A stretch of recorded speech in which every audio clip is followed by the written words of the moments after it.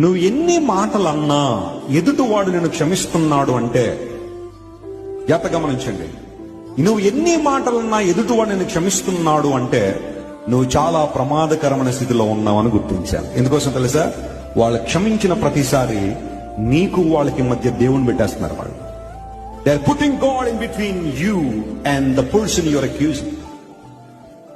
ప్రతీకారం తీర్చుకునే వాడి కన్నా క్షమించేవాడికి ఎక్కువ భయపడాలన్నమాట. ఎందుకోసం తెలుసా? ప్రతీకారం తీర్చుకునేవాడు అప్పటికప్పుడు అయిపోతుంది, ఆ డీల్ అయిపోతుంది. నువ్వు మాట అంటే ఇంకో మాట అనేసారనుకోండి, దానికి అక్కడతో చెల్లు అయిపోయింది. నువ్వు ఒక మాట అన్న మౌనంగా ఉంటాడు చూసారా, అలాంటి వాళ్ళతో చాలా జాగ్రత్తగా ఉండాలి నువ్వు. ఎందుకోసం తెలుసా? వాళ్ళ మౌనం దేవుని తీసుకొచ్చేస్తుంది మధ్యలోకి. వారి పక్షంగా ఎవరు నిలబడిపోతాడు.